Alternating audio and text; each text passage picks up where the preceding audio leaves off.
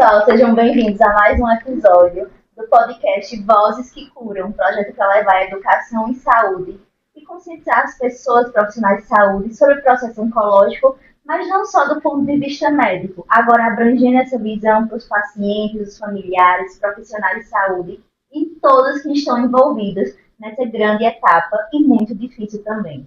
Hoje a gente tem o prazer de anunciar e trazer para o nosso podcast o doutor, que é fisioterapeuta, graduado, doutor e mestre em neuropsiquiatria e ciência de comportamento pela UFPE, doutor Douglas Monteiro da Silva. Seja bem-vindo, doutor. Obrigado, gente. Gratidão pelo convite. É um prazer poder estar aqui com vocês, poder contribuir, né, para essa visão, realmente essa visão não só multidisciplinar, como também essa visão interdisciplinar, entender um pouquinho do que o outro faz total diferença para que esse tratamento, para que a saúde, né, possa realmente evoluir.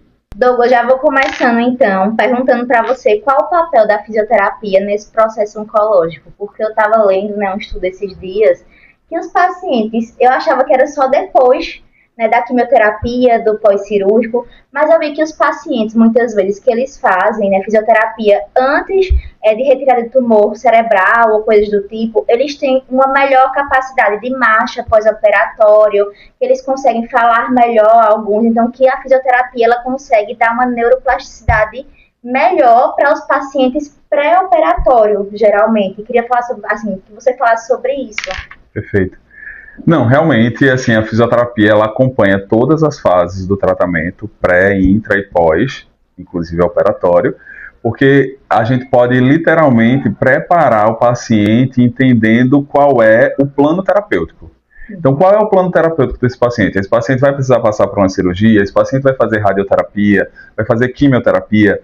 Então, a gente consegue fazer um pré, né, no sentido de manter funcionalidade, no sentido, muitas vezes, de manter força desse paciente, para que esse paciente não tenha sarcopenia, né, toda essa questão, inclusive do ponto de vista aeróbico. A gente fala muito o seguinte, você falou sobre neuroplasticidade, tem totalmente a ver com a minha área, que a principal área realmente é a neurofuncional. Então, a grande maioria dos pacientes que eu tratei foram pacientes que tiveram tumores cerebrais. Então, o que acontece é o seguinte, o exercício, por exemplo, aeróbico, é essencial para a neuroplasticidade, porque se eu estou preparando o meu paciente para se manter, porque a gente tem um impacto também do diagnóstico, né? Sim. Então, imagina, a pessoa recebeu um diagnóstico que ela tem um câncer, que ela vai precisar fazer uma cirurgia, que ela vai ter que passar por uma rádio, por uma químio. A tendência dessa pessoa é o quê? Se movimentar mais ou menos? Menos. Não vai querer sair de casa, ela vai reduzir a sua mobilidade e com isso ela perde massa muscular, ela perde do ponto de vista articular, e aí a gente vem realmente para manter e até preparar, porque no pós-cirúrgico, se for o caso, o que a gente tem realmente o melhor prognóstico de recuperação, porque a gente tem uma musculatura que não ficou parada, a gente tem uma musculatura que não perdeu, pelo contrário, a gente pode até ganhar. E do ponto de vista de neuroplasticidade, voltando a falar sobre a questão do exercício aeróbico, a gente aumenta a perfusão, a gente aumenta a quantidade de sangue que chega a nível de cérebro, e isso faz o quê? Aumenta as chances de neuroplasticidade, porque a gente está nutrindo o sistema nervoso, e aí é muito interessante nesse sentido. E aí até puxando esse ponto, que a gente falou bem do câncer de forma geral, mas na fisioterapia, isso é legal até entender, né, para qualquer área da saúde. Na questão da reabilitação fisioterapêutica, você vai focar mais em cada câncer vai ser de um jeito, ou por exemplo, tem um tumor cerebral, tem um tumor de alguma glândula, tem um linfoma, tem qualquer outro tipo de câncer. Vai ter tratativas diferentes ou no ponto fisioterapêutico eu vou focar, tipo, depende do câncer, eu vou focar na respiração, vou focar na neuroplasticidade, vou focar em outros pontos? Exatamente isso, assim, perfeita essa colocação, porque veja, a fisioterapia, ela vai fazer a avaliação, ela vai ter uma noção, e é muito importante que haja isso aqui, o diálogo, né, o interdisciplinar, entender um pouco do que o outro faz, porque o que acontece? A fisioterapia vai fazer a avaliação, vai entender, por exemplo, aonde é esse câncer, quais as principais funções que podem ser afetadas, as principais consequências, prováveis consequências que podem acontecer, até do ponto de vista de prevenção, e é o que você falou. Então, assim, por exemplo, a gente sabe que quando, vamos falar de um câncer muito comum, o câncer de mama. E aí vamos falar que essa mulher, ela tem, grande maioria é mulher, a gente sabe que é 1% só homem, né? Essa mulher, ela faça uma mastectomia e ela desenvolve um linfedema. Então, a gente já começa a, literalmente, o que é que o fisioterapeuta ou a fisioterapeuta vai fazer? Ela vai tratar os sintomas, ela vai tratar as sequelas. Então, ela vai literalmente prevenir que esse linfedema ele se torne crônico, manter a amplitude de movimento do membro superior dessa paciente. Esse linfedema ele traz dor, então a gente vai tentar reduzir dor. A gente vai literalmente em cima da problemática, sabe? Então, se for um câncer de pulmão, o fisioterapeuta respiratório vai poder, e aí Paulo pode até contribuir bastante com isso aí, né? Trabalhar em cima da função respiratória desse paciente. Então, se precisa fortalecer, fazer um treino, né, de fortalecimento da musculatura respiratória, ou se precisa fazer, por exemplo, uma terapia de higiene brônquica, ou fazer expansão, né, terapia de expansão pulmonar, que eu acho que vai ser algo muito importante para esse paciente, principalmente no pós-cirúrgico. A gente vai trabalhar desde as aderências que podem acontecer pela própria cirurgia e que pode limitar o movimento. Então, resumindo, nós vamos literalmente trabalhar em cima da sintomatologia, daquilo que o paciente apresenta. Exatamente. Só fazendo um adendo, o Douglas já falou muito bem, perfeitamente, mas só assim, em cima do que tu perguntou, é interessante a gente ver que a gente vai tratar, como o Douglas falou, a sintomatologia do paciente. E aí vai depender, se como você perguntou, é um paciente que teve um câncer neurológico, como o exemplo que o Douglas deu, é um paciente que está tendo um câncer, uma mulher que está tendo um câncer de mama, e eu vou ter tratamentos da fisioterapia, da reabilitação. Tanto antes, como você já bem falou, você pode fazer uma prevenção, porque você vai ter uma redução de cadeia linfonodal a nível, se for na sua mama direita, enfim, no membro superior. Então você já começa a trabalhar ali alongamentos para melhorar a amplitude, porque você, quando depois vai fazer a radioterapia, e quando você faz uma mastopexia radical, você acaba retirando grande quantidade. Vai ter essas aderências que vai limitar essa questão de amplitude de movimento. E aí o que é que você precisa fazer? Como o Douglas já muito bem falou, prevenir. Então você já desde antes já começa a fazer a fisioterapia. Que foi uma que a gente estava conversando previamente, que você até perguntou. A gente perde um momento, pode até perder. Por quê? Porque a gente poderia estar fazendo isso desde antes. Sim, né? Um momento de ouro, né? Isso. E aí o que eu digo também, como o Douglas falou, quando a gente traz para um ambiente que não seja ambulatorial e esse paciente precisou de uma terapia intensiva, trazendo um pouquinho para a minha prática que eu tinha, aí já muda um pouco, porque o paciente, ele não vai ser aquela questão, a oncologia, a sintomatologia que ele está apresentando. Que, como o Douglas falou, quando ele está naquele período pré, intra e pós-operatório e ele é ambulatorial, ele é um paciente que faz a fisioterapia, a reabilitação, baseada sempre na sintomatologia dele. Sim. Porém, quando ele vem para a terapia intensiva, ele precisa de cuidados intensivos. Então, a gente vai tentar manter o limiar daquele paciente, o basal dele, independentemente da sintomatologia dele. Porque o cuidado diário. Né? O cuidado diário. Porque o que a gente pensa, que você falou muito bem no começo, a pessoa vai querer se mexer.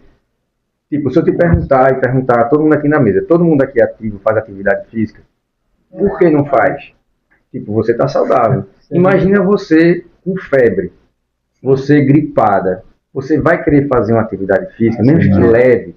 Imagina você com câncer, com uma terapia intensiva, depressivo. Que chega um fisioterapeuta, você depressivo, que é psicológica, né, da pessoa. E a gente sabe que a terapia física ela envolve muito psicológico. Sim. O gatilho de você querer fazer. Isso. E aí você chega num leito de UTI e chega um fisioterapeuta para você e diz, vamos fazer exercício?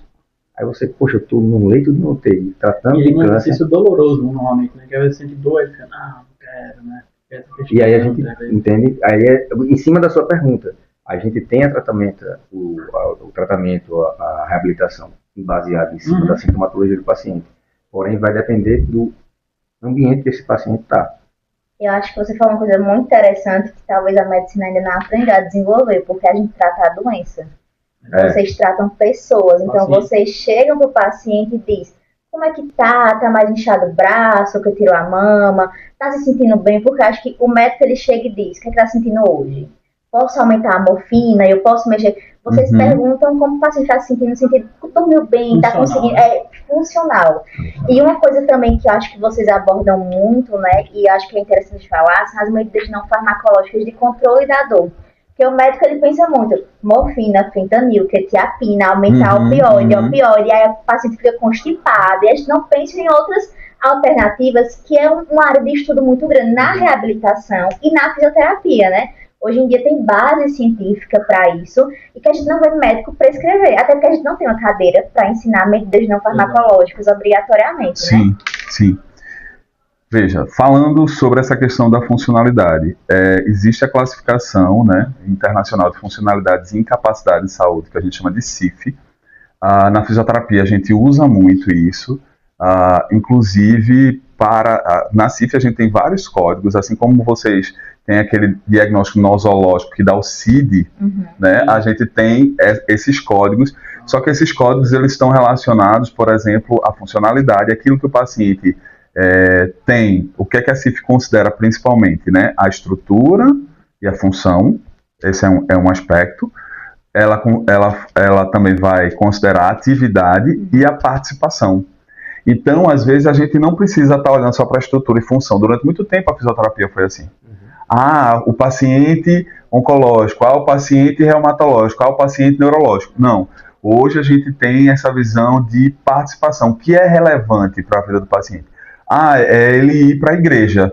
E por que ele parou de ir para a igreja? Ele parou de ir para a igreja porque ele não consegue subir um lance de escada que tem na entrada da igreja dele, né? E aí ele tem essa limitação no joelho. Aí a gente começou na participação do que era relevante para ele, para chegar no problema na estrutura. Entende o que eu quero dizer? Então a gente deixa de olhar para a patologia para olhar para o indivíduo. Então, literalmente, eu acho que isso é muito importante, porque receber o diagnóstico, né, de câncer muda a cabeça da pessoa, porque muita gente leva isso como, vai depender muito de um para o outro, como tipo, acabou, né? Tipo, eu vou caminhar agora realmente para... E aí o que é que vai ser? Eu vou ter que passar por toda uma luta, vou ter que passar por toda essa questão. Então, é muito isso aí que eu acho que a gente precisa, e eu acho que tem melhorado muito. Eu passei 2 anos como professor substituto no departamento de anatomia na Federal e eu dava aula para medicina, dava muita aula para medicina, principalmente para M1, que era neuroanatomia, aquela questão toda. E eu vejo que hoje, talvez por todo o sofrimento que houve, né, se fala muito sobre a humanização do estudante de medicina. Sim. Se fala muito sobre essa questão da humanização do estudante de medicina, de começar a olhar realmente para o indivíduo como um todo, e eu acho que isso é muito importante, principalmente nessa área de oncologia. Sobre essa questão das medidas não farmacológicas, né, a dor, eu acho que é uma coisa muito importante, porque, veja, tem aquela dor que está relacionada de forma primária, de forma direta ao câncer, e tem aquela dor secundária. A secundária dele estar hospitalizado, dele estar acamado, né, dele estar se movimentando menos.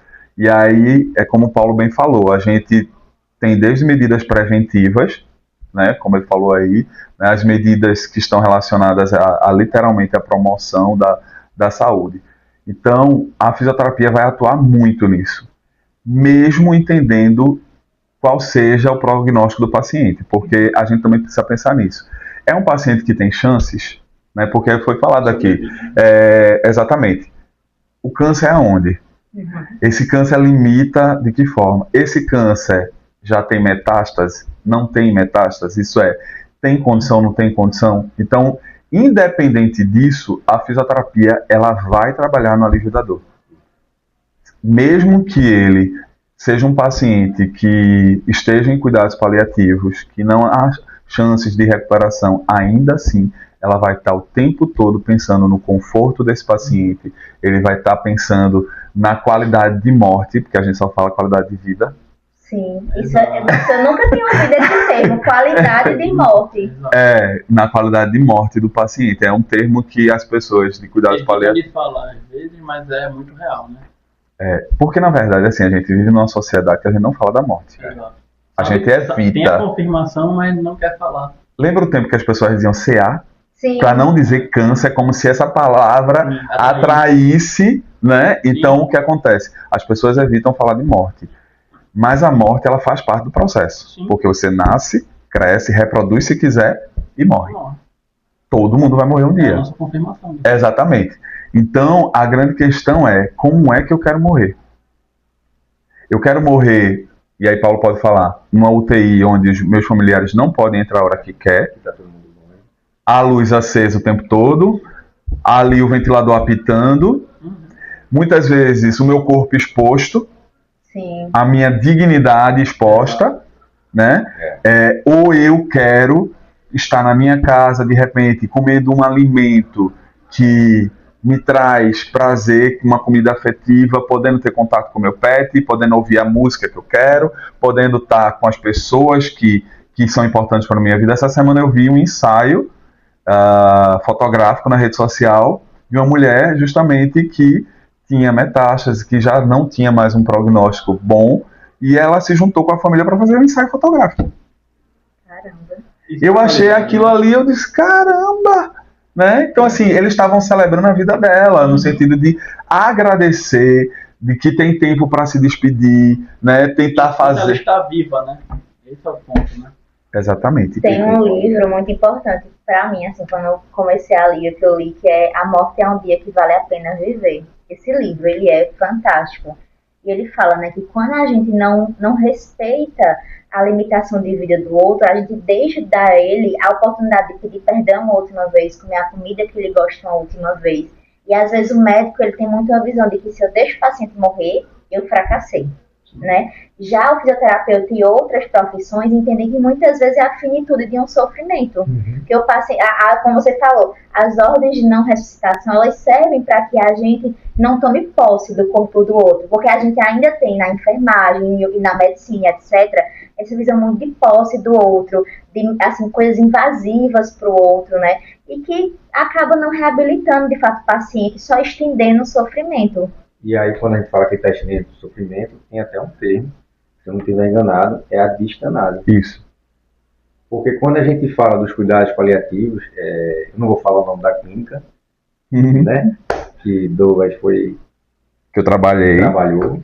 E aí, mas lá é praticado o oposto da distanase. Lá é praticada a ortotanase. Isso. Né? Que o que vem a ser a ortotanase é a gente permitir que a doença siga o seu curso. Isso, a morte digna. A morte digna, e a doença vai seguir o seu curso e você não vai acelerar nada.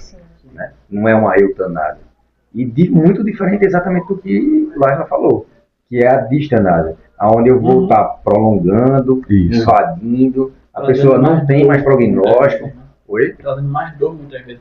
Muito mais dor. Porque você pode estar trazendo qualidade de vida em relação até à questão psicológica, que a gente sabe que dá um alívio da dor, muitas vezes, qualquer um convívio com a família, um evento que ele faz, muitas vezes, você traz um alívio da dor, muitas vezes, porque ele muda o insight dele, e aí quando você foca muito na doença, o paciente lembra que tem a dor, muitas vezes. Sim. E aí, acho que isso é bacana. Até puxando já o gancho, até desculpa te cortar um pouco, Paulo, mas é porque eu lembrei muito do que eu tinha falado em relação ao tratamento da fisioterapia, que pode entrar também nesse vídeo que eu vou comentar agora. Que a gente pensa muito na fisioterapia como algo que só consigo fazer se o paciente estiver isto. No caso, o paciente estiver andando, o paciente estiver bem. Mas a gente sabe que muitas vezes o paciente oncológico, ele muitas vezes está acamado, muitas vezes ele não consegue fazer qualquer movimento. E eu acho que a fisioterapia, acho que é bom trazer o ponto, se vocês pudessem falar, desse tratamento para o paciente oncológico que não pode se movimentar de forma bem clara. E acho que muita gente acha que só vai entender, não tem como fazer ou deixa para lá. Até o próprio paciente, às vezes, ele discrimina aí, tipo, eu já tô tão lascado, né, tô tão encacamado aqui que eu não tenho fisioterapeuta. E na verdade a gente sabe que, como o Douglas falou bem, você também falou, que vai trazer o alívio. E acho que muita gente não saberia como isso seria, né? E acho que seria legal vocês trazerem um pouco disso pra gente. Tu quer falar da parte da clínica? Posso falar. Eu acho que uma das coisas muito interessantes é respeitar a autonomia daquele paciente e também a questão do que a gente está fazendo aqui, da educação. E essa educação, ela vai relacionar, inclusive, a família. Porque se a gente não conversa sobre isso, vai chegar um momento que talvez o paciente ele não possa decidir, como já aconteceu, E aí os médicos vão conversar com a filha, e eu já vi isso, e a filha dizer, não, tente salvar meu pai, sabe? Mas o pai estava num sofrimento, assim, o pai já não falava, o pai já não enxergava, né? O pai já vinha de infecções, ia para UTI, e aí ele era traqueostomizado, aí melhorava, fazia, aí depois voltava novamente. Então, assim, ela estava pensando nele Pai ou não? ou nela, Sim. na Isso falta. é o dia a dia da UTI. Mas vai. Já conhece, é. tá em- Então é exatamente, veja que isso é a vivência muito mais dele, é exatamente É isso. algo que, sabe, você É fica por intrínseco, dentro assim, meu Deus. Imagina tu ver, não sei, tu tem pai, mãe, alguém que você ama muito. E você vê aquela pessoa que você ama muito em cima de um leito, com acesso central, droga vasoativa, Úlceras de pressão, úlcera de pressão, ela, ventilação mecânica, não consegue respirar fazendo sozinha. desautonomias. Ela está traqueostomizada, fazendo infecção PAV, que é a pneumonia associada à ventilação mecânica. Enfim, e você vendo aquilo, e aí você pensa, meu Deus, a minha avó, a minha mãe, o meu pai, eu estou mantendo ele aqui por mim ou é por ele? Uhum. E você fica nisso no dia a dia na UTI, você vê aquele paciente. Não é fácil, enquanto a gente, quanto fisioterapeuta, né? Porque quanto a gente vai estudar para ser médico, a gente luta pela vida, pela saúde do paciente. Como o Lua falou, ninguém nunca prepara a gente para a morte. Sim. Muito menos o médico. A gente é preparado para salvar o paciente, para manter ele vivo. E a morte? Né? Qual é a qualidade de morte que esse paciente vai ter? E eu acho que assim, a gente enquanto estudante, a gente não aprende a dizer assim, Paulo, você é físio, Douglas, você é físio. Vem comigo conversar com a família, para que a família entenda o lado de vista médico, o lado de vista fisiológico, que você pode dar na fisioterapia, a enfermagem, para que você diga assim, ó, do ponto de vista respiratório ele está assim, a probabilidade dele se reabilitar é assim, do ponto de vista médico, esse é o prognóstico. A gente não aprende na faculdade a fazer junta multidisciplinar para conversar com a família e que é obrigação nossa, sabe? Uhum. Eu acho que o médico ele é muito ensinado assim. Eu vou falar com a família, por exemplo, eu nunca vi uma junta multidisciplinar de reunião para um paciente em reabilitação de Parkinson, poxa, o médico não trabalha sozinho. O que o médico faz em um Parkinson é 1%. O físio, ele pega quase tudo de mobilidade, de instabilidade 2, 3 postural. vezes na semana contato com aquele paciente. Entendo. É convidado para o aniversário do paciente. Eu já fui para casa de praia do paciente passar o final de semana com a minha família dele. Caraca! Aí você Sério. pergunta, quem tem mais envolvimento com o paciente? O físico ou o médico que... E quantas Infelizmente, é muito vezes assim. falta essa educação, a gente dizer assim, gente, se eu como médico não conseguir convencer a família, que tal chamar o físio para esse processo? Um enfermeiro que vai na casa trocar o curativo da lesão por pressão. Eu acho que a gente precisa parar de ver o médico como centro do cuidado. Sim. Agora, isso tem um detalhe muito importante que você falou, porque existe uma problemática, inclusive, eu acho que quando a gente estava na faculdade, foi quando foi votado e foi vencido, foi o ato médico. O ato médico.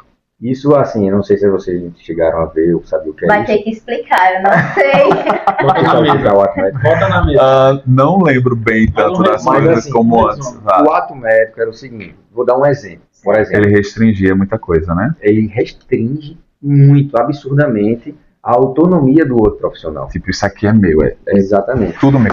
Ninguém pode fazer isso aqui porque isso aqui faz parte da minha ocupação. Consulta do médico, o médico Isso. faz. Vou dar um exemplo bem prático. A acupuntura.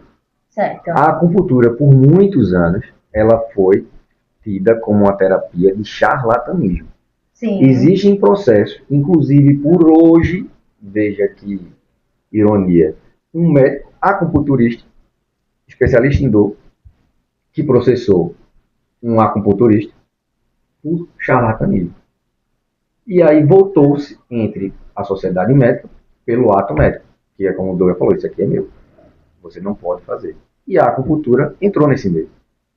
Algo que era tido como charlatanismo. A medicina trouxe para ela e só ela pode praticar. E agora tem residência da medicina. Tem a residência de acupuntura na medicina. Então eu estou lhe mostrando assim, como é então, limitador. Então ela diz, olha, você pode vir até aqui, daqui para cá você não vai, porque isso aqui é meu. Entende? Mas, que é exatamente o que você falou, que coloca sempre o médico como centro. Sim. Sim. E aí vem também essa questão do ato médico. Eu acredito que, mesmo tendo essa balança do ato médico que pesa bastante, né, vem mudando, não sei dizer exatamente, mas Algumas áreas mais rápidas do que outras. Mas eu ia dizer da parte da especialidade da residência que surgiu, que foi a de cuidados paliativos. Sim. Que você pode fazer qualquer área de saúde, você pode fazer. E aí tem os cuidados paliativos da residência para o médico fazer também. Intensivismo também, eu percebo que muda muito isso, que ela tem nutricionista, intensivista, Sim, tem outras... Sobre essa questão do Inter, eu tenho bastante experiência. Eu vivo até hoje isso. Atualmente eu estou como coordenador de uma unidade de reabilitação, de uma unidade do Estado, isso é pública. Então eu coordeno físio, fono, TO, educação física. E também acabo me relacionando com psicólogo, com médico, com nutricionista. Então, por exemplo, projetos que são multi e interdisciplinar, mas trazendo para a oncologia. Eu trabalhei num centro de reabilitação, que hoje eu não trabalho mais, onde esse centro de reabilitação tinha 3 tipos de pacientes sendo tratados. Fui convidado para trabalhar lá como uma referência na reabilitação funcional. Mas lá tinha cuidados paliativos, então pacientes de cuidados paliativos, reabilitação adaptativa e reabilitação funcional. Esse centro de reabilitação, que na verdade tinha um nome de clínica, era uma clínica de transição. Esses pacientes, eles têm alta do hospital, vai para essa clínica, fica internado, certo? E se ele não for de cuidados paliativos, depois da recuperação dele, ele vai para casa. Então ele não é um lugar onde ele vai lá, faz a terapia e volta para casa, né? Ele fica internado. E aí, lá, essa questão do multi e do inter funcionava. Sabe aquilo que a gente vê na faculdade e a gente fica com aquela sensação, será que isso funciona e existe? Existia.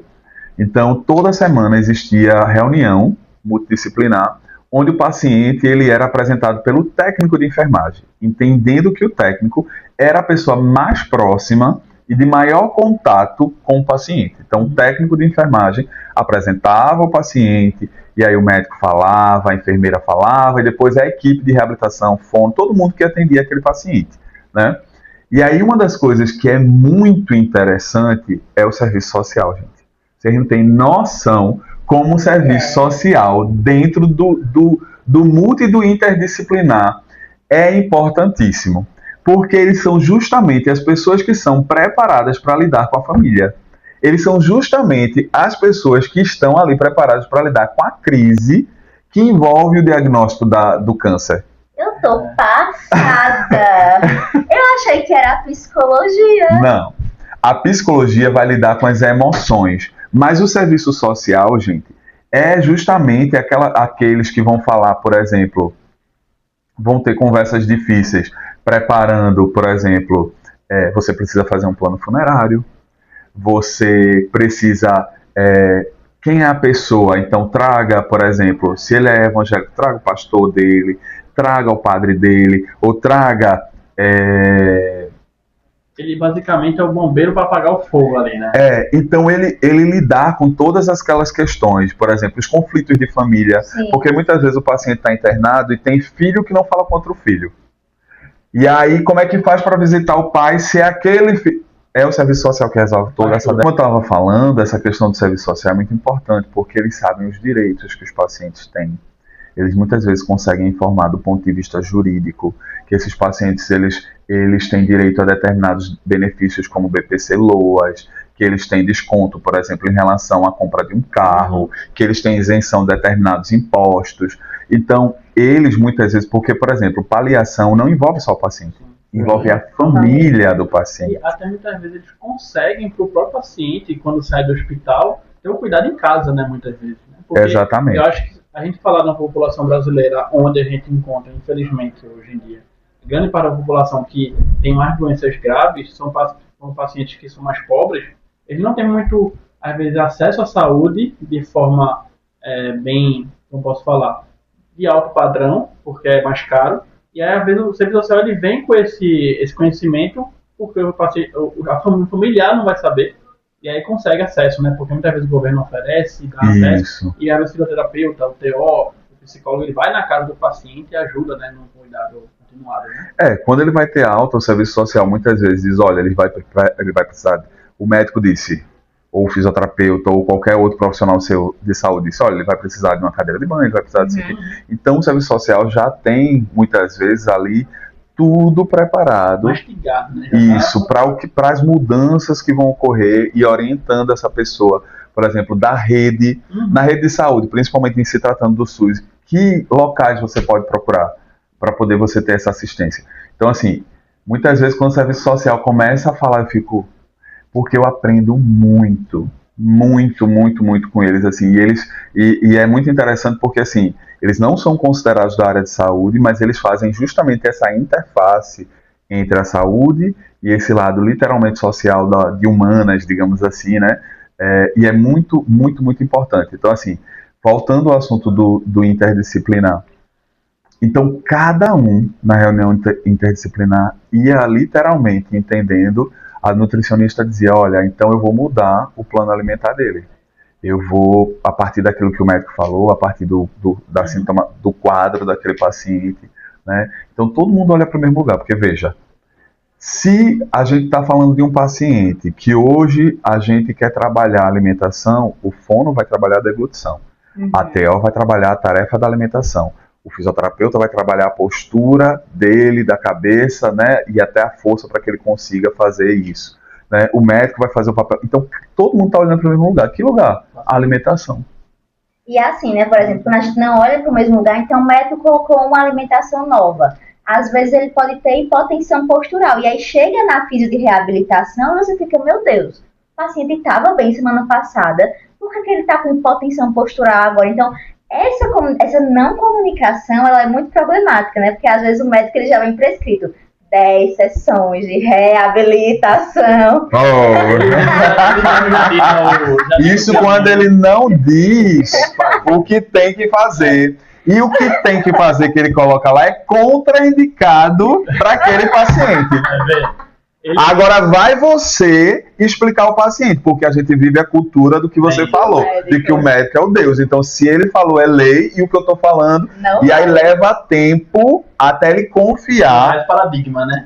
Mas aí chega um momento que ele confia mais em você, pelo contato, às vezes já aconteceu comigo, do que o médico fala. E eu acho que já. Outro ponto... Com você também? Eu acho que é super comum, né? Porque você traz realmente o contato mais próximo. E isso, parar para pensar, você vê a pessoa todos os dias ou o tempo todo ali, obviamente você vai confiar mais nela do que uma pessoa que vem uma vez na semana. E ela fez algo que melhorou a tua dor, e ela disse algo e foi aquilo que aconteceu, e ela te orientou, e aí você melhorou graças a ela, então ela chega um momento que ela diz, não, eu vou acreditar nesse cara que está vindo aqui. O meu Deus é esse, não o outro. O outro, exatamente. E eu acho que uma coisa muito importante também da neuroplasticidade que a gente falou, até pela questão da dor nociceptiva, que é uma questão nociplástica. Como o nosso cérebro entende a dor, é o contato humano. A fisioterapia, quando você vai fazendo a fisioterapia, ela fala com você, até para ajudar a ser mais dinâmico, né? Eu já fiz fisioterapia, então ele fala, como foi a semana? E como tá a faculdade? Tá muito estressada? E eu acho que o riso, tirar a brincadeira, a fala ela é curativa. Quando a gente vai pro médico, todo mundo vai tenso, porque ele só vai falar de problema, ele só vai dar exame, ele só vai dar remédio. Quando o fisioterapeuta chega, obviamente tem paciente que não gosta porque dói, como você falou, mas acho que o que vocês trazem de fala é assim, incrível, né? Porque o médico ele traz notícias ruins, na maioria das vezes, né? E o fisioterapeuta, ele te cura na fala, né? Ele fala da tua semana. Eu acho que poucas vezes, a gente tá no P7, eu não lembro uma vez que durante o atendimento a gente perguntou assim, e a sua semana foi muito estressante? Porque o meu casamento... Eu não lembro uma vez no ambulatório que a gente fez isso. E que nas sessões é comum vocês fazerem. Muito. Assim, no ambiente ambulatorial domiciliar é extremamente comum, né? Tanto é que tem até no nome, a fisioterapia. Então a gente está fazendo a terapia naquele momento, querendo ou não. Tem tudo o que você falou, na conversa, no contato, no dia a dia, de perguntar e saber como ele está, e como foi a semana, e como evoluiu, como está se sentindo agora. Então tudo isso faz parte da terapia, né? O diálogo que a gente está tendo com essa pessoa vai ajudar também. Inclusive, eu não sei, eu acredito que você vai dizer que sim, mas já aconteceu muitas vezes de eu ir fazer uma fisioterapia, um atendimento domiciliar no paciente, e o atendimento se transformou em uma terapia. Isso, uma Era conversa, só conversar, e senta aqui que eu quero conversar com você hoje. Eu não, o paciente falando para mim. Caraca. Eu não quero Não quero fazer fisioterapia, só quero Eu quero conversar. conversar. Não é verdade? Não me Acontece deixa demais. mentir. Voltando um pouco sobre isso que você estava falando, né, sobre essa visão, que é uma visão da funcionalidade, ver o indivíduo, da CIF. A CIF nos convida a não olhar só a doença, mas aquilo que ele tem potencialidade. É tipo assim, eu terminei, é o que eu chamo de, eu não, né, nós chamamos de abordagem positiva. Acabei de avaliar você, eu não vou dizer, olha, você tem esse problema, esse, não. Eu começo a falar tudo que você tem de bom. Eu nunca vi isso. Olhe, então assim, eu começo... Hoje muitos aprendizados aqui, eu nunca vi isso. É abordagem positiva. Olha, o senhor está muito melhor do que eu imaginei. Olha, o senhor tem um cognitivo preservado que vai nos ajudar na reabilitação. A sua força de membro inferior ainda tá boa, então isso vai ajudar muito. Então começo a literalmente, porque o cara já está lá embaixo. Eu vou chegar e pontuar tudo que ele tem de ruim. Não, eu tenho que trazer esperança para ele. Sim. Então, a abordagem positiva é exatamente isso. Então, eu começo a pontuar tudo que ele tem de preservado, que ele tem de funcionalidade, que ele tem de bom. Porque eu quero trazer esperança para ele, porque eu sei que o emocional dele vai totalmente interferir, a motivação vai totalmente interferir. E aí eu preciso entender um pouco quem é ele e o que é relevante para eu poder traçar o objetivo. Então, eu vou dar um exemplo. Vamos dizer que nós temos ali um idoso que está se recuperando, por exemplo, de um câncer, ele está no processo de reabilitação e ele não está conseguindo andar. E aí você pergunta, olha, o que é importante para o senhor? Eu quero voltar a andar, mas quer voltar a andar para quê? Não, porque minha filha vai daqui a 8 meses se casar, eu quero levar ela até o altar. Ok, vamos trabalhar para ver se a gente consegue levar o senhor consegue levar ela até o altar. Ok. E aí, a gente começa a explicar, ó, esse exercício é para fortalecer sua coxa para o senhor ficar em pé. Esse exercício é para fortalecer seu bumbum para o senhor ficar em pé. Aí chega um momento que ele fica em pé, ó, vamos usar essa bengala aqui. Faça o seguinte, traga a sua filha, se posicione do lado que o senhor vai levar. Qual é a música que vai tocar? E aí a gente começa, vamos treinar com a música. Aí pode chegar o momento da gente dizer assim, vamos até a igreja para treinar com a sua filha, com a música e com a distância que o senhor vai ter que percorrer. E aí eu pergunto a você, será que isso faz diferença na motivação? Total, porque não é sobre os meus objetivos, é sobre os objetivos do paciente. Não é sobre o que eu quero, né? É sobre o que ele quer. Exato. E é legal porque muitos estudos falando do câncer de uma forma geral, como o prognóstico muda e a sobrevida muda de acordo com o emocional, né, do paciente.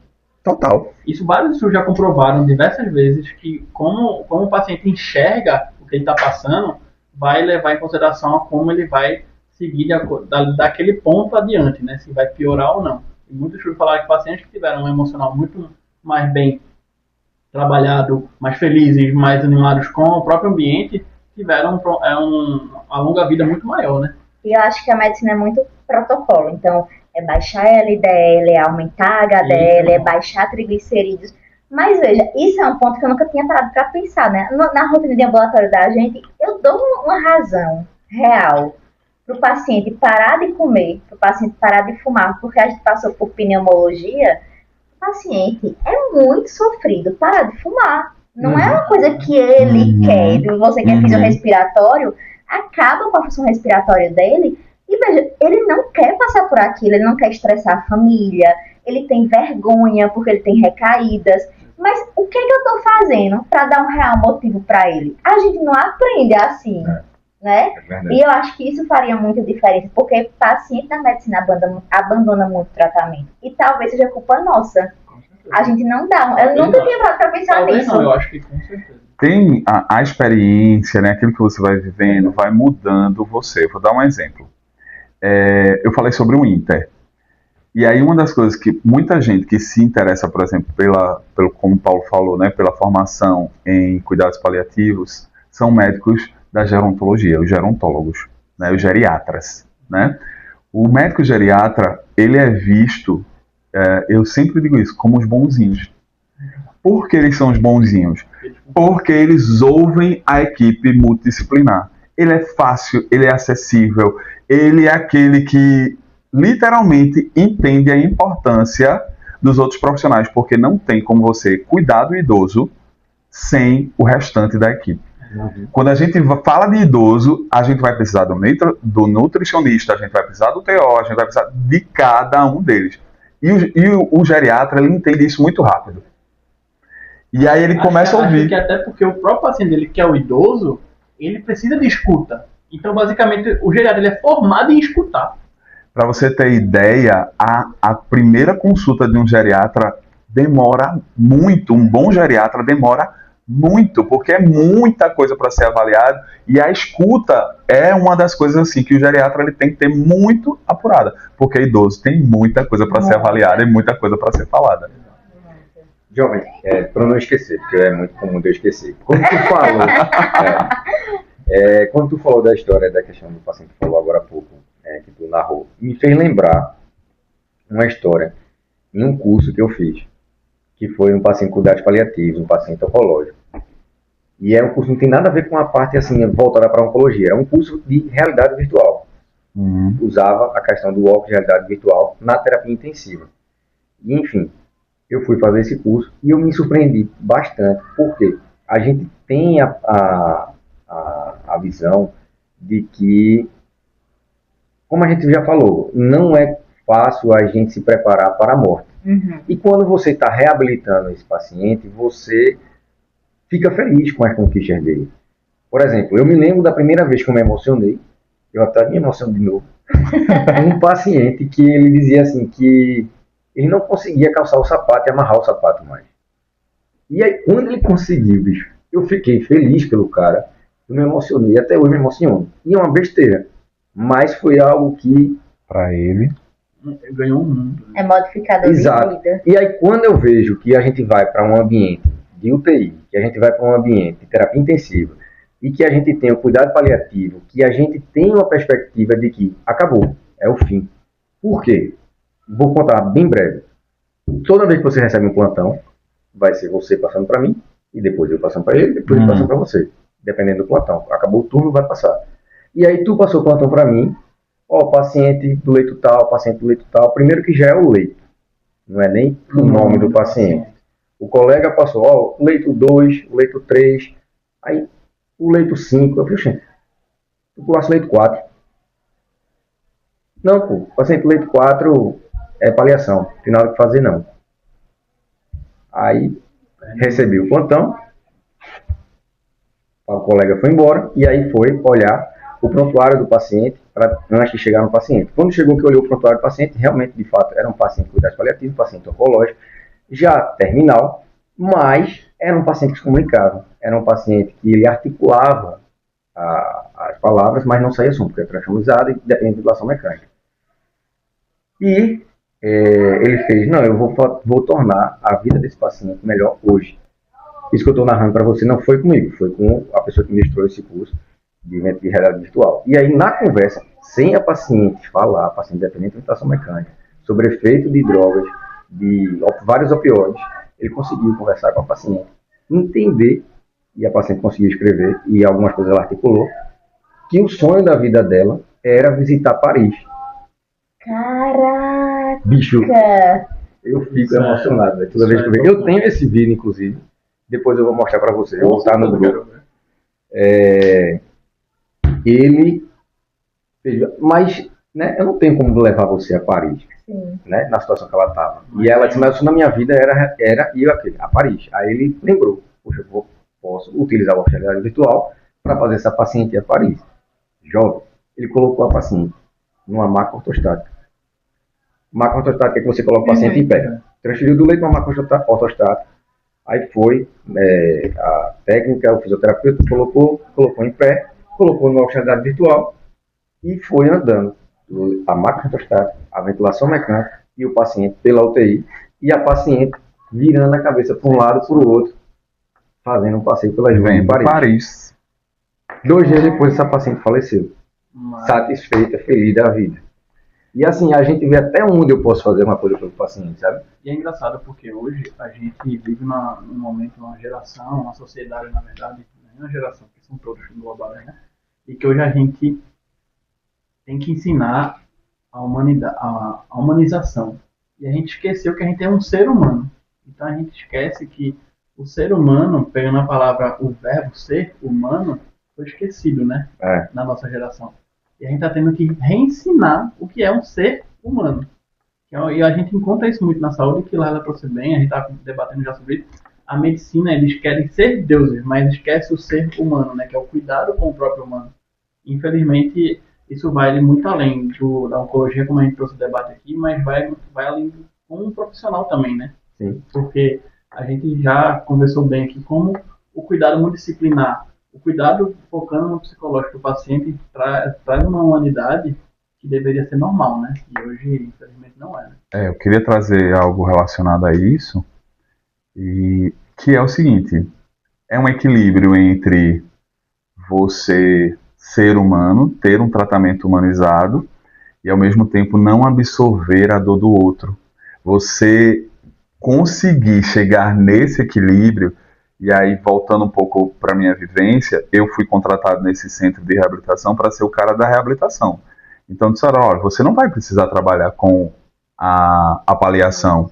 Mas não tinha como, porque como a gente estava conversando nos bastidores, a primeira vez que numa reunião multi disseram assim, olha, essa paciente que era minha de reabilitação adaptativa, ela vai para paliação, tipo, eu estava acostumado a ser o cara que fazia as pessoas voltarem a andar, o cara que, não, sempre tem esperança, vamos tentar mais um pouquinho, então muda a estratégia.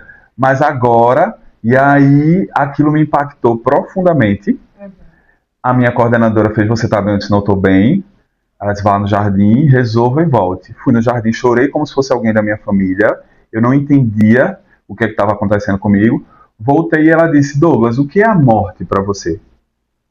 Como você vê a morte? Qual é o teu contato e tua experiência com morte? Eu disse, olha, eu não tenho tanto contato com morte, porque a pandemia passou, ninguém que eu amava morreu. Sim. As pessoas importantes na minha vida estão todas vivas, então nunca parei para ter uma dor grande relacionada à morte. Ela disse, você precisa entender na sua cabeça o que é a morte.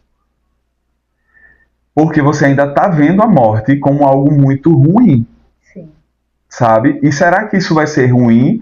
Então é sobre o que é que eu poderia... E aí eu ressignifiquei e comecei a entender o que é que eu poderia fazer de melhor para aqueles pacientes. Então, assim, eu vi um paciente de 33 anos morrer com um câncer na cabeça, praticamente sozinho, porque o pai e a mãe já tinham morrido de câncer. Caraca! Né? E, assim, era um paciente que não falava mais. Quando você tocou nessa história, eu lembrei desse paciente obeso e que poucas pessoas conseguiam fazer alguma coisa com ele. E eu coloquei na minha cabeça que eu queria botar esse paciente sentado para que ele pudesse se alimentar. E eu consegui, assim. Ao mesmo tempo que foi legal para ele, foi muito legal para mim. Sim. Entende o que eu quero dizer? Mas é exatamente isso. Assim, é você entender que você não vai vestir a capa do Superman nem a roupa da Mulher Maravilha, que você não é o super-herói.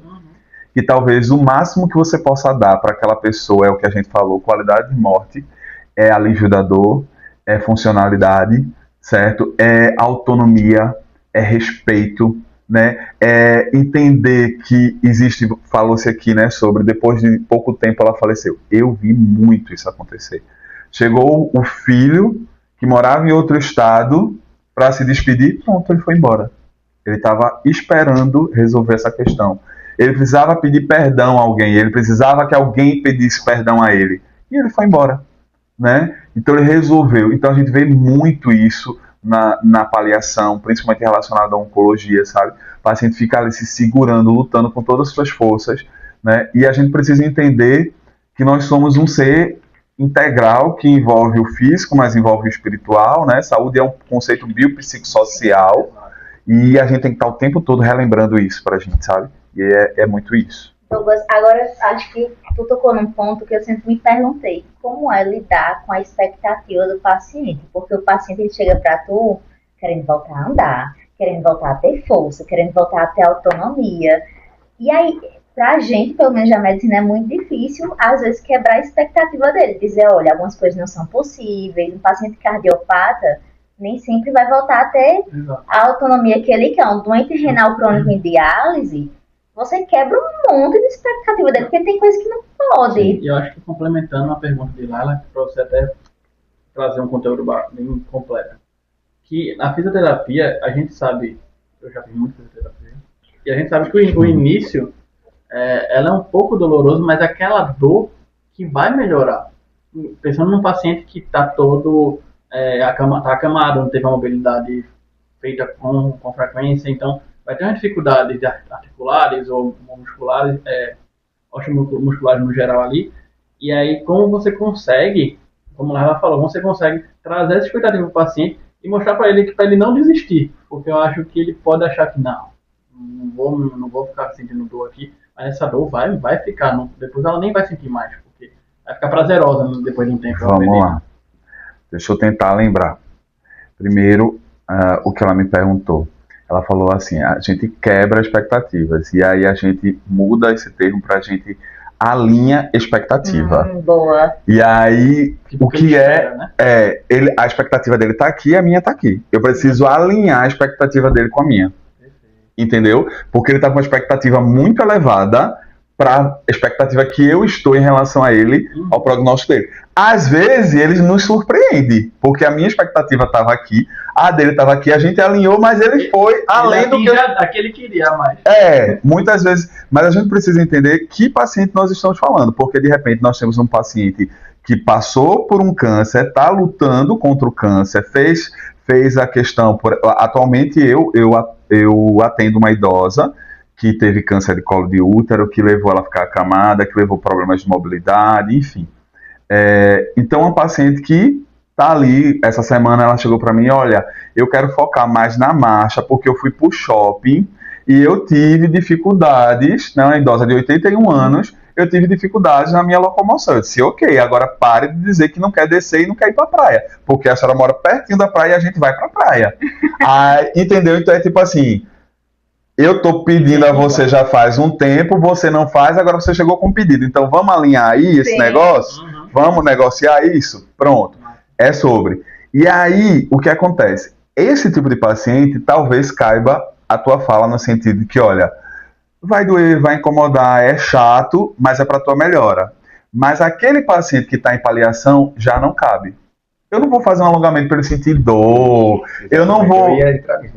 Entendeu? Eu não vou... Não é mais o foco.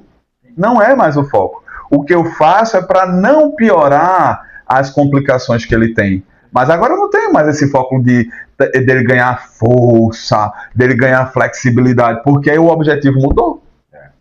E como fazer a família entender isso, então? Jovem. Eu chego a sentir um suspiro vindo da alma agora. Poxa, é o mais difícil. É o mais difícil.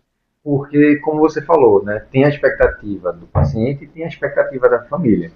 A Edu muito bem explicou, né? A gente vai tentar buscar o quê? Alinhar a expectativa da gente. Você vai fazer aquela primeira avaliação, vai criar o seu plano terapêutico daquele paciente e vou dizer, ó, dentro do seu plano terapêutico, em, sei lá, 4, 6 meses, a gente fazendo 2, 3 vezes por semana e você mantendo o que a gente vem fazendo, porque eu vou lhe ensinar e você vai dar continuidade ao que a gente vem fazendo, porque eu venho e visito 2, 3 vezes na semana. E você tem 7 dias na semana. Você vai dar continuidade a isso. Então, esse diálogo, essa conversa de, olha, a gente tem aqui 4, 6 meses. Em 4, 6 meses, eu vou precisar vir aqui 2, 3 vezes na semana. E você vai dar continuidade ao que eu vou lhe ensinar. Tem coisa que você vai conseguir fazer sozinho, de exercício que eu vou lhe ensinar para você fazer? Tem. Mas tem coisa que você vai conseguir fazer só comigo ou com a ajuda de uma outra pessoa. Aí eu vou ensinar ao seu marido, à sua esposa, ao seu filho, ao seu cuidador, alguém que vai ajudar a dar continuidade a esse plano, a esse tratamento. E aí essa conversa é que vai tentar buscar que a gente tenha o quê? O alinhamento da nossa expectativa. Não é fácil, é extremamente difícil. E muitas vezes algumas pessoas da família não conseguem assim, aceitar, não entendem, sabe? Mas, como a gente já falou um pouquinho antes, muitas vezes esse relacionamento da gente que é construído dia a dia com o paciente vai ganhando confiança, vai criando às vezes uma amizade, uma relação, e aí o paciente acaba que vai caminhando para isso. Às vezes a gente consegue criar essa relação com o paciente, mas eu não consigo, por exemplo, com a esposa do paciente, ou com o filho do paciente, ou com o neto do paciente, sabe? Principalmente quem não está lá no dia a dia. E como lidar com o medo do paciente, do que já me falou, do paciente se mover? Por exemplo, na sua vivência da UTI, o paciente ele tem medo de cair, ele tem medo de tudo, mas na reabilitação, não é que o paciente não confia em você, mas você pede o paciente subir um degrau, pronto, ele já vai achar que ele vai cair. Você pede para ele fazer um agachamento, eu acho que vocês estão entendendo, assim, ele vai ter cinesiofobia, eu acho, né? Cinesiofobia. Antes de falar da cinesiofobia, eu queria só complementar um pouco do que o Paulo falou sobre essa questão da expectativa ainda. E eu acho que é muito interessante, eu falo muito para os meus alunos, e eu acho que isso serve para qualquer profissional de saúde entender que o protagonista da reabilitação é o paciente. Sim. Você é coadjuvante, porque o paciente é 24 horas ele, 7 dias na semana é ele, 30 dias no mês, e eu tô lá, sei lá, 2, 3 vezes na semana, 1 hora com ele. Aí quer dizer que se ele não evoluiu, a culpa é minha? Porque ele só faz as coisas quando eu tô lá. Quando eu não tô, ele não cumpre nada do que do combinado. Ele fica o tempo todo na cama, eu digo a ele, olha, você faz isso, faz aquilo outro. Entende o que eu quero dizer? Então, é tipo assim, 80-20. 80% é responsabilidade dele, 20% é minha. Aí dentro dos meus 20% eu dou meu 100%. Sim. E aí aquele negócio, né? Se der 20%, você tem que convencer ele a dar o 100 no 80 dele, né? Isso, exatamente. Porque eu imagino assim, até falando no nosso convívio nos ambulatórios, né? Como a gente fala para o paciente, a forma que a gente traz o problema que ele tem, se a gente mesmo negligencia ou não dá importância, o paciente não vai dar importância de levar para casa e ele tratar. Porque muitas vezes a gente, como função ali, estudando medicina, futuramente médico, você como fisioterapeuta, a gente vai passar a conduta para ele. Tipo, pode ser um medicamento, pode ser um exercício que ele vai ter que fazer, algum tratamento intensivo. A dose é essa, tem que tomar no horário, né? E às vezes ele não cumpre. Exato. E aí acho que se a gente não fala de uma forma enfática para ele, ou até de uma forma clara, ele não vai fazer. Pronto, ele optou, por exemplo, o exemplo que ela deu, ele optou por não parar de fumar. Ok, mas saiba que não parando de fumar, o tratamento não vai fazer o efeito que deveria fazer. E é uma escolha dele, né? Exato. A vida é dele, né? Exato. E aí trazendo para... Quer falar sobre a cinesiofobia? Eu gosto de ouvir. Sobre a cinesiofobia, na verdade a gente tem técnicas, a gente tem métodos, a gente tem formações. Eu vou dar um exemplo que é o tratamento indireto. Você, por exemplo, precisa movimentar o ombro do paciente, né? A paciente fez esvaziamento axilar dos seus linfonodos, né? E aí o que acontece? Ela tem todo o medo de fazer uma movimentação, né? Movimentos no ombro. Aí a gente começa trabalhando o movimento de tronco. Ela tá aqui com o braço, quando a gente movimenta o tronco, automaticamente ela movimentou o ombro. E aí ela fica com aquela sensação, espera aí, o meu problema é no ombro, ele tá mexendo nas minhas pernas, mas é justamente para tirar o foco dela. Você engana a mente da pessoa. Isso. Eu tô dando um exemplo, tá? Mas existem várias outras técnicas. Então, esse é um exemplo que eu gosto muito de usar, é o tratamento indireto. Então, eu tiro o foco do paciente daquele local, tipo, eu nem vou mexer no seu ombro, nem se preocupe que eu não vou mexer no seu ombro. Mas o que eu faço acaba repercutindo no ombro dela. E como é que um médico, ele ajuda vocês, assim, o que é que ele pode falar para o paciente? Porque às vezes eu acho que, na minha cabeça, se a gente fala para o paciente assim, confie no fisioterapeuta, talvez se ajude, mas como falar isso para o paciente? Como é que a gente ajuda? Eu acho que o primeiro ponto é conhecer mais sobre a fisioterapia, e não só sobre a fisioterapia, mas sobre o papel de cada um, na questão do inter. Porque eu vou dar um exemplo, existem alguns pacientes e algumas patologias que o médico só indica quando o paciente já está com um problema sério. E você fica, meu Deus, se eu tivesse pego esse paciente há 2 anos atrás, ele estaria muito melhor, porque a velocidade, falando sobre as doenças neurodegenerativas, né, principalmente, a velocidade, eu tinha conseguido Retardar. a velocidade de progressão da doença. Eu vou dar um exemplo muito clássico, que poderia até se associar também a um câncer cerebral, que é o Alzheimer. O Alzheimer, uma das principais coisas, né, de efeito protetivo para o neurônio é o exercício físico, a atividade física, é o movimento. Mas muitos médicos só indicam a fisioterapia quando o paciente já está com comprometimento motor. Só que quando ele já está com comprometimento motor, o cognitivo já foi há muito tempo. Entendeu? E aí, é tipo assim, o que é que eu vou fazer agora? O que eu tenho para fazer agora é muito menos que se ele tivesse indicado antes. Se ele entendesse a importância da fisioterapia ter entrado no cenário muito antes. Concorda? Eu achei muito interessante, porque a gente tem que levar a educação em saúde, mas entendendo o que é que o médico pode fazer, né, para que a gente forme pessoas diferentes. Eu acho que quando você tem um médico já formado, a cabeça dele já está formada. No modelo médico-cêntrico. Mas quando a gente pega um estudante de medicina da base, que está construindo sua forma de pensar, e que percebe a importância ou start, às vezes é até aquele que dá um toque no colega dizendo, não é bem assim, vamos pensar de outra forma. Como você falou, talvez não é sobre a conduta que eu acho certo, mas o que o paciente vai ficar feliz. E aí, para encerrar, Douglas, eu queria que você desse um conselho para os estudantes de medicina agora, que você deixasse, de fato, assim, sua visão, o que a gente pode melhorar, o que a gente pode fazer para o paciente, porque eu acho que esse é o real intuito desse podcast, né, que a gente possa formar médicos melhores, não só para o paciente, mas para trabalhar na EMUT, que eu acho que é uma dificuldade ainda. Assim como todos nós, sejamos médicos, fisioterapeutas, somos seres humanos integrais, ver o paciente de forma integral e entender que eu não vou dar conta de todas as demandas dele. Então, a grande questão é exatamente essa. Então, se eu estou vendo ele como um todo, entendendo que ele não é caixinhas, ele não é doença, ele não é o ombro, ele não é o joelho, ele não é o câncer dele, que não define ele. Ele tem toda uma história de vida, ele é o amor de alguém, né? Isso faz total diferença. Então, se você consegue ter essa visão, porque, por exemplo, não adianta nada eu estar trabalhando com a minha idosa lá, um fortalecimento, se a nutricionista não der um aporte proteico para que ela consiga ganhar massa muscular. Sim, de fato. Então eu estou enxugando gelo, eu estou fazendo um trabalho que eu preciso da ajuda do outro. Então é exatamente isso. A gente entender que o meu trabalho é importante, mas ele pode se tornar muito mais eficaz. Ele pode tornar-se, inclusive, um trabalho muito mais bonito, lindo, se eu entender que eu preciso dos outros e eu der as mãos a essas pessoas. É isso. Perfeito. Muito obrigada, pessoal, pela participação. Eu acho que foi um dos podcasts mais incríveis que a gente teve. Podemos ter parte 1, 2, 3, 4, 5. E eu gosto de falar, falo muito. Professor fala muito, né? Pessoal, nos sigam nas redes sociais e acompanhem os próximos episódios. Sigam o Douglas também. E tchau.